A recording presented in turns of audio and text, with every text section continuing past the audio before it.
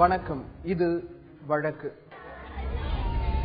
அதிர வைத்த கொலையும் பதற வைத்த விசாரணை கைதி மரணமும் அடுத்தடுத்த 2 சம்பவங்களால் திகைத்த காவல்துறை. மேட்டூர் பகுதியை சேர்ந்தவர் பழனிசாமி. சமீபத்துல இவரு கொடூரமான முறையில கழுத்தறுத்து கொலை செய்யப்பட்டாரு. இந்த நிலையில பழனிசாமியை கொன்னது யாருன்னு நடந்த போலீஸ் விசாரணையில வாலிபர் ஒருத்தர் மர்மமா இறந்திருக்காரு. இதனால அந்த பகுதியில பெரும் பரபரப்பு ஏற்பட்டிருக்கு. சேலம் மாவட்டம் மேட்டூர் அருகே உள்ளது கருமலை கூடல் பகுதி. அந்த பகல் பொழுது ஆர்ப்பாட்டங்களும் போராட்டங்களுக்கும் சொந்தமாய் கிடந்தது அன்று.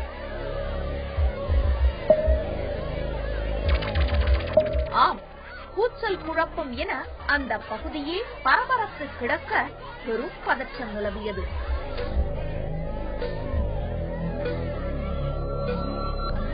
ஒப்பாரி, அழுகை, கொந்தளிப்பு என பெண்கள் பெருமளவு திரண்டு எதையோ வலியுறுத்தி முழக்கங்களை எழுப்பிக் கொண்டிருந்தார்கள்.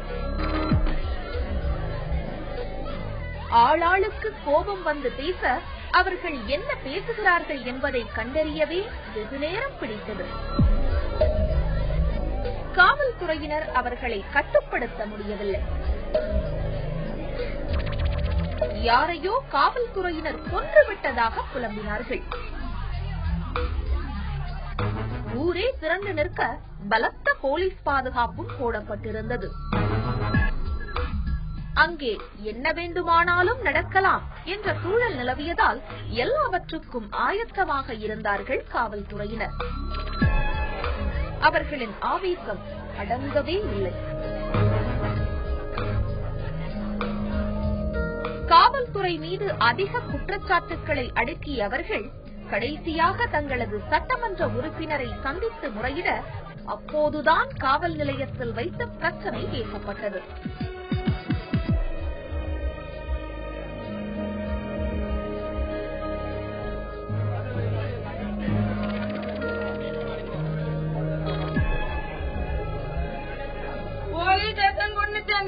சித்திரவதை பண்ணி கொண்டு விட்டானுங்க.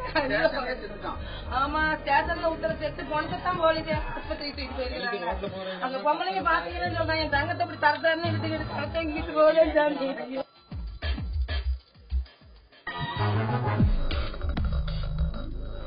இத்தனை பிரச்சனைக்கும் காரணமாக கூறப்படும் அந்த இளைஞர் எதற்காக கைது செய்யப்பட்டார் தெரியுமா? ஒரு கொலை சம்பவத்துக்காக.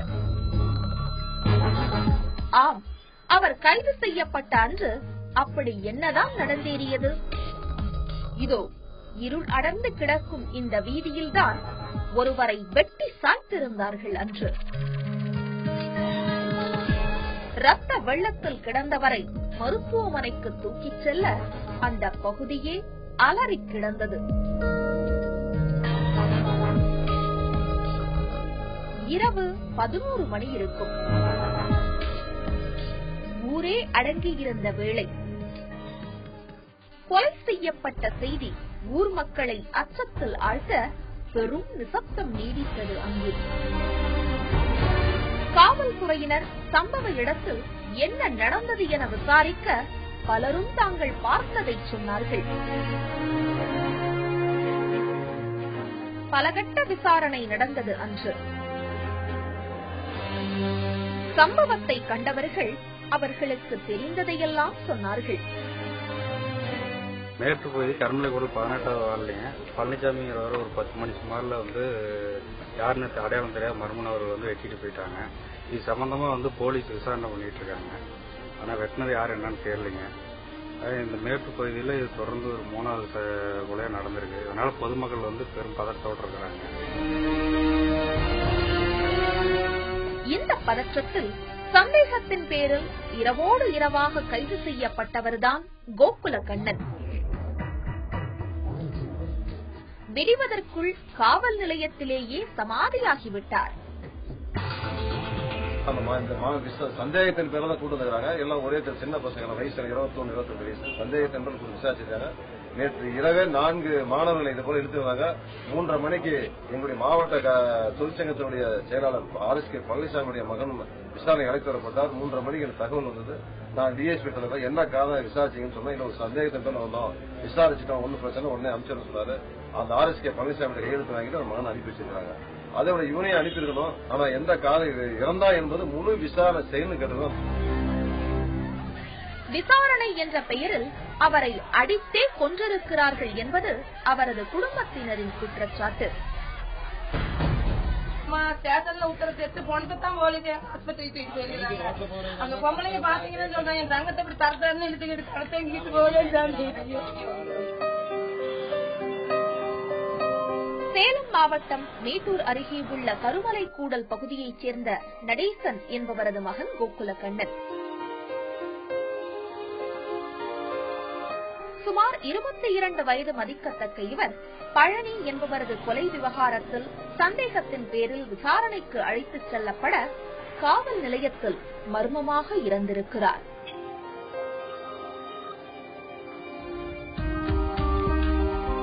சம்பவம் நடந்த முதல் நாள் இரவு அதே பகுதியைச் சேர்ந்த பழனி என்பவர் காரில் வந்த சில மர்ம நபர்களால் கொலை செய்யப்பட நள்ளிரவு 12 மணிக்கு கோகுலக்கண்ணனை வீட்டில் புகுந்து கைது செய்திருக்கிறது காவல்துறை. விசாரணை என்ற பெயரில் அழைத்துச் சென்ற காவல்துறை விடிந்ததும் அந்த நபரை பிணமாக அனுப்பினார்கள். இரவு 10:30 மணி அளவுல கருமலைக்கூடல் பகுதியில் ஒரு கொலை சம்பவம் நடைபெற்றது. அதனைத் தொடர்ந்து கருமலைக்கூடல் காவல் நிலையத்திலிருந்து கோகுலக்கண்ணன் என்ற ஒரு மாணவரை விசாரணை என்ற பெயரில் கருமலைக்கூடல் காவல் நிலையத்துக்கு அழைத்து வந்தார்கள். விடிவதற்குள் அவர் மரணமடைந்து விட்டார் என்ற தகவல் மட்டும்தான் வெளியில் மக்களுக்கு காவல்துறை சார்பாக சொல்லப்பட்டது. அதனால் நாங்கள் ஊர் பொதுமக்கள் அனைவரும் ஒன்று திரண்டு அந்த கொலை சம்பவத்துக்கு காரணமான காவலர்கள் மீது உரிய நடவடிக்கை எடுக்க வேண்டும் என்று காவல்துறை கண்காணிப்பாளர் அவர்களிடம் மனு கொடுத்திருக்கோம். 12 மணி 11-12 மணி இருக்கும். ஒரு 4 பேர் வந்தாங்க. இது படங்க கதவை தட்டினாங்க. தட்டின உடனே நாங்க 2 பேரும் எந்திரிச்சு வெளியில வந்தோம். வந்து என்னங்கன்னு கேட்டாங்க. இந்த மாதிரி கோகுலக்கண்ணனும் கொஞ்சம் என்கொயரி பண்ணணும்னு நாங்க கூட்டிட்டு போறோம்னு சொன்னாங்க. எத்தனை போலீஸ்கார 4 பேரு பெரிய பெரிய ஆளுங்க மத்தியில தான், போலீஸ் யாரும் இல்ல. ரோட்ல 2 பசங்க பத்தி விட்டு நின்னாங்க. அது எனக்கு யாருன்னு அடையாளம் தெரியல. சொல்லிட்டு எதுக்கு தம்பி என்னன்னு எது மேலுமே சின்ன ஒரு என்கொயரி தான், நாங்க பேசிட்டு நாங்க விட்டுருவோம், என்கொயரி பண்ணிட்டு போட்டுருவோம்னு சொல்லி வந்தேன். அங்க விட்டுட்டு போய் வண்டியில வச்சுட்டு போயிட்டாங்க. நாங்க பின்னாலேயே நானும் எங்க வீட்டுக்காரு தம்பி கட்டி 3 பேரும் பின்னாலேயே ஓடணும். கோகுலக்கண்ணன் மர்ம மரணம் குறித்து உரிய விசாரணை நடத்த கோரும் அவரது வீட்டினர் இதன் பின்னணியில் காவல்துறையினர் இருப்பதாக கூறி அதிர்ச்சி தகவல்களை சொல்லியிருக்கிறார்கள். கோகுலக்கண்ணன் என்ற மாணவனை காவல்துறையினர் இரவு சுமார் 12 மணி அளவில் கருமலைக்குள்ள காவலர்கள் விசாரணைகள் அழைத்திருந்தாங்க. அவங்க பேரண்ட்ஸ் எதிர்ப்பு தெரிவிக்க கூட இந்த காவலத்தில் விசாரணையில் அழைத்து வந்த மாணவன் காலையில் 7 மணி இறந்து விட்டதாக தகவல் கிடைச்சி வந்து விசாரிச்சோம். காவலர் விசாரணை பண்ண மாணவர்கள் திரும்பினார்களா, அடித்தார்களா, எந்த காலம் இறந்தார் என்பதை விசாரணை செய்து அந்த மாணவன் இறப்பு காரணமான காவலர்களை உடனடியாக நடவடிக்கை எடுத்து இந்த வழக்கு பதிவு செய்ய வேண்டும் என்று சொல்லியிருக்கோம். எஸ்பி அவர்கள் கடும் நடவடிக்கை எடுப்பதாக உறுதியிருக்கிறார். அது மட்டும் இல்லாமல் விசாரணை செய்த அந்த காவலர்களை உடனடியாக சஸ்பெண்ட் செய்திருக்காங்க. சஸ்பெண்ட் செய்யப்பட்டு மேல் நடவடிக்கை விசாரணை செய்து அதில் உண்மை தன்மை அறிந்து அந்த வழக்கு பதிவு செய்யப்படும்.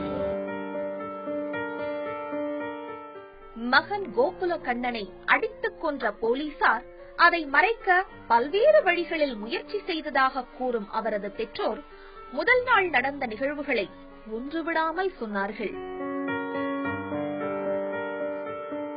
ஏமாரி உட்காந்துட்டு இருக்கிறீங்க, அண்ணன் 2 பேரும் வருவாங்க அப்படின்னு விசாரிப்பாங்க, நீங்க வீட்டுக்கு போயிருன்னு சொன்னாங்க. நாங்க வந்துட்டோம். நாங்க வந்துமே இந்த ரோட்ல ஒரு 3 மணி வரைக்கும் எல்லாம் உட்காந்துட்டு இருக்காங்க. சாமி எங்களுக்கு இப்படி பண்ணுவாங்கன்னு தெரியல. நாங்க 3 மணிக்கு மேலதான் நாங்க வர அந்த காய்கறி போனீங்க அப்பதான் போறாங்க. நாங்க உட்காந்துட்டு இருக்கிற ரோட்லயே தான். நீங்க கோகுலக்கண்ணன் அந்த டைம்ல பேசுனீங்களா? நின்னுட்டு இருந்தா அப்படி ஆளப்பா அப்படிதான் நின்றுட்டு இருந்தாங்க. அப்படியே பாக்குறேன் வந்துட்டு வந்து எங்களுக்கு தூக்க வரல 3 மணிக்கு ஹோட்டல தான் அந்த பக்கத்து வீட்டுக்காரி எல்லாமே உட்காந்து பேசிட்டு இருந்துட்டு அந்த தாய்க்கார 2 பேரும் அப்பதான் போறாங்க. போகலன்னாங்க சத்தம் கேட்கணும் அப்படியே அடிச்சிருக்கிறாங்க. எங்களுக்கு தெரியாது. ஒரு வாரத்தை சொல்லினா நாங்க அறுவையில இருந்தாங்க அடிச்சிருக்க மாட்டாங்க. ஆமா, ஐயோ அது போக சொன்னதே சொல்றதுக்காக தான் போக சொன்னதே. அப்படி நினைக்கலையே. அவனோட ஃப்ரெண்டு பசங்க எல்லாம் கூட்டிட்டு போனவெல்லாம் நிக்க நம்ம மௌனுக்கு என்ன வரும் நான் நினைச்சேன். என்ன உடம்புமே இல்ல சாமி, ஒரே ஒரு எலும்பு கட்டி மேதான் இருந்தது. அந்த போட்டு நாங்க கூட்டிட்டு போய் சேலத்துல வேற எல்லாத்துக்கும் செக்அப் பண்ணி அது இப்ப அவன் டிப்ளமோ படிக்கிறதுல இருந்து சின்ன சின்ன கட்டி இருந்தது போய் இடத்துக்கு அது ஒண்ணும் இல்லாம ஒரு கட்டி மேய்தான் உடனே சிப்டா தெரியும். வேற எதுவுமே இல்ல. என் தங்கத்துக்கு அதை தவிர்த்து வேற எந்த நோவுமே இல்ல, எதுவுமே இல்ல சாமி. ஒரு தலைவலின்னு கூட அதிகமா இருந்தாங்க என்கிட்ட சொன்னதில்ல சாமி. ஐயோ ஆரோக்கியமான நெத்து மாரி இருக்கேன் சாமி. வாழ போனது போயிடுச்சு, என்னமா அடிச்சு விட்டாங்க. நீங்க வந்து இதுக்கு மேல போலீஸ் கேஸ்ன்னா அங்கன்னு உங்களால அழைய முடியாது. வயசான காலத்துல உங்க பையனோட இழப்புக்கு நாங்க ஏதோ ஒரு பண்ணி தரோம். நீங்க கடைசி காலத்துல ஏதோ அதை வச்சு நீங்க வசதிக்கு வாங்கி தந்துக்கணும்னு சொன்னாங்க. எங்களுக்கு அந்த நேரத்துல எதுவும் தெரியலப்பா.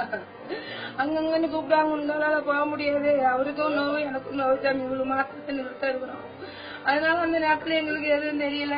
மனசு கொடுக்கன்னு சொல்லி பண்ணிட்டாங்க. இரவு வீட்டில் இருந்த மகன் விடுவதற்குள் இறந்து போனால் எந்த பெற்றோரால் தான் தாங்கிக் கொள்ள முடியும்?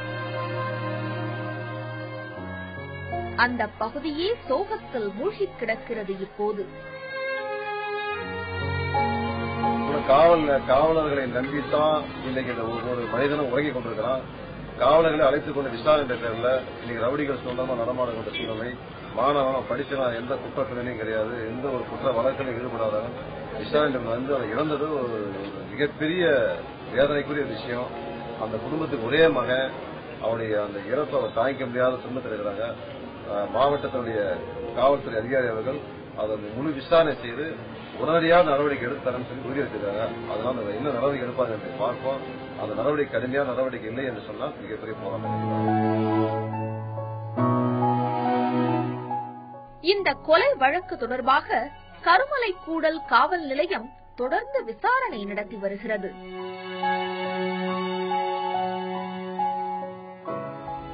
கோகுலகண்ணன் மரணத்துக்கு காரணமானவங்க மேல நடவடிக்கை எடுக்கணும்னு கோரிக்கை எழுந்திருக்கு. அதே மாதிரி பழனிசாமியை கொலை செய்தவர்களையும் கடுமையா தண்டிக்கணும்னு கோரிக்கை எழுந்திருக்கு.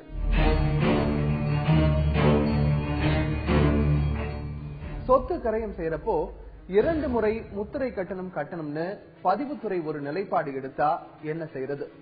சட்டம் என்ன சொல்லுது? ஒரு சொத்தினை கிரயம் பெறுவதற்கு முன்பாக 2 விதமான நடைமுறைகள் பின்பற்றப்படுகிறது. ஒன்று கிரைய ஒப்பந்தம் ஒன்று போடப்பட்டு அந்த அடிப்படையில ஒரு சேல் டீட் கிரைய ஆவணம் பதிவு செய்யப்படுகிறது. இந்த கிரைய ஒப்பந்தம் பதிவு செய்யப்படலாம், பதிவு செய்யப்படாமலும் இருக்கலாம்.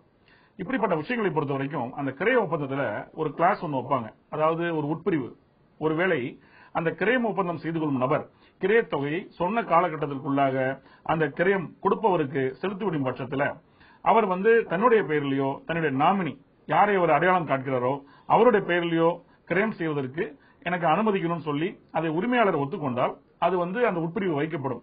அது மாதிரியான தருணங்கள்ல அந்த அக்ரிமெண்ட் ஹோல்டர் அப்படிங்கிற ஒரு கோதாவில அந்த நபர் கிரைய ஒப்பந்தம் செய்து கொண்ட நபர் ஒரு நபரை பார்த்து அவரை தன்னுடைய ஏஜென்டாக நியமித்து இல்ல தன்னுடைய நாமினியாக கொண்டு அவருக்கு கிரைய பத்திரம் செய்து கொடுக்க வேண்டிய தருவாயில அந்த கிரைய ஆவணங்களில் சில சமயங்கள்ல கிரயம் பெறுபவர், கிரயம் வாங்குபவர் மற்றும் கன்ஃபார்மிங் பார்ட்டி, அதாவது உறுதி செய்யும் தரப்பினராக அந்த அக்ரிமெண்ட் ஹோல்டர் ஒப்பந்தம் செய்து கொண்ட நபர் ஒரு தரப்பினராக சேர்க்கப்படுவார். அந்த மாதிரியான ஆவணங்கள் பதிவு செய்யப்பட்ட பிறகு அது அந்த சம்பந்தப்பட்ட சார் பதிவாளர் அலுவலகத்தில் சில சமயங்கள்ல ஒரு நிலைப்பாடு எடுக்கப்படுகிறது. அதாவது இது 2 முறை அது சேல்ஸ் கிரயமாக கருதப்படணும். ஏன்னா அக்ரிமெண்ட் ஹோல்டர் ஒரு முறை வராரு, அதன் பிறகு சொத்தினை உண்மையாக வாங்குபவர் வராரு.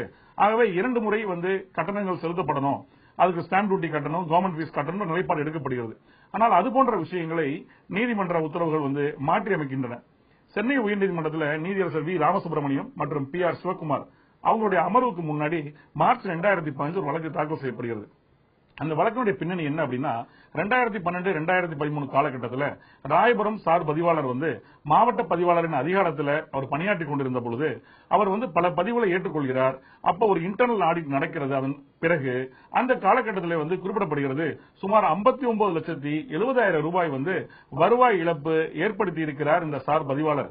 ஏனென்றால் ஒரு கிரைய ஒப்பந்தத்தில் இருக்கக்கூடிய ஒரு பார்ட்டி சேல் டீட்ல கிரைய ஆவணத்தில் கன்ஃபார்மிங் பார்ட்டியாக உறுதி செய்யும் தரப்பினராக இருக்கிறார். அதே போல கிரயம் வாங்குவோர் ஒருத்தர் வருகிறார். ஆகவே 2 முறை கட்டணம் செலுத்தணும் அப்படின்னு சொல்லி அந்த காரணத்தினால அவருக்கு ஒரு சார்ஜ் மெமோ கொடுக்கறாங்க. அந்த சார்ஜ் மெமோக்கு மேலாக அவர் ஒரு அப்பீல் ஒன்னு போறாரு. அந்த சம்பந்தப்பட்ட சார் பதிவாளர் யாருக்கு எதிராக சுமார் 59,70,000 ரூபாய் இழப்பு ஏற்படுத்தினார் அப்படிங்கிற ஒரு விஷயத்துக்கு சார்ஜ் மெமோ கொடுக்கப்பட்டதோ அந்த நபர் சென்னை உயர்நீதிமன்றத்தை நாடுகிறார். ஒரு ரிட் மனு தாக்கல் செய்கிறார். அந்த ரிட் மனு தனி நீதிபதிக்கு முன்பாக வருகிறது. அந்த வழக்கு தள்ளுபடி செய்யப்படுகிறது. அந்த வழக்கு தள்ளுபடி செய்யப்பட்ட காரணத்தினால் அவர் மேல்முறையீடாக பெஞ்ச் முன்னாடி அந்த வழக்கை தாக்கல் செய்தாரு. அதுதான் நீதியரசர் வி ராமசுப்ரமணியம் மற்றும் PR சிவகுமார் அந்த அமர்வுக்கு முன்பாக அந்த வழக்கு வருகிறது. அந்த வழக்கை விசாரித்து எதிர்த்தரப்புல என்ன சொல்கிறார்கள் அப்படிங்கிற விஷயத்தை கேட்கிறாங்க. அப்போ ஒரு சர்க்குலர் ஒன்று கொடுக்கப்பட்டிருக்கிறது 2011. அந்த சர்க்குலரின் அடிப்படையில் ஒரு நாமினி அப்படிங்கிற வரும்பொழுது ஒரு அக்ரிமெண்ட் ஹோல்டர் அப்படிங்கிற ஒருத்தர் இருக்கிறாரு. ஒப்பந்தம் செய்து கொண்ட நபர் அவரும் ஒரு தரப்பினராக இருந்தால் 2 முறை கட்டணம் செலுத்தணும் அப்படிங்கிற ஒரு அரசாணை இருக்கிறது அப்படிங்கறத அவங்க சொல்றாங்க. அப்போ ஏற்கனவே இருந்த முந்தைய தீர்ப்புகள் மற்ற பல விஷயங்களை வழிகாட்டுதல் எல்லாம் அடிப்படையாக கொண்டு அப்படி ஒரு சர்க்குலர் அந்த சட்டத்தின் பார்வையில் சரியானதல்ல. ஏன்னா சொத்தை வாங்குவோர் கிரைய ஒப்பந்தம் செய்து கொள்கிறார். அதன் பிறகு நாமினியாக ஒரு நபரை கொண்டு வருகிறார். அது கிரையம் கொடுப்பவரால் ஏற்றுக்கொள்ளப்படுகிறது. அங்கு 2 விதமான கிரைய தொகைகள் கொடுக்கப்படுவதில்லை. ஆகவே 2 முறையான கட்டணம் வசூலிப்பது சட்டத்தின் பார்வையில் சரியல்ல. ஆகவே அந்த இழப்பீடு ஏற்பட்டது அப்படிங்கறது தொடர்பாக கொடுக்கப்பட்ட சார்ஜ் மெமோவை அவங்க ரத்து செஞ்சிடறாங்க, குவாஷ் பண்ணிடுறாங்க. ஆக சட்டத்தின் பார்வையில ஒரே சொத்துக்கு ஒரு உறுதி செய்யும் தரப்பினர் மற்றும் கிரயம் பெறுபவர் அப்படிங்கிறவங்க 2 பேரும் வர்ற காரணத்தினால அது 2 முறை கட்டணம் செலுத்த வேண்டிய அவசியம் இல்லை என்பதுதான் சட்டத்தின் பார்வை. மீண்டும் வேறொரு வழக்கோடு உங்களை சந்திக்கிறோம். அதுவரை தொடர்ந்து இணைந்திருங்கள் தந்தி தொலைக்காட்சியுடன்.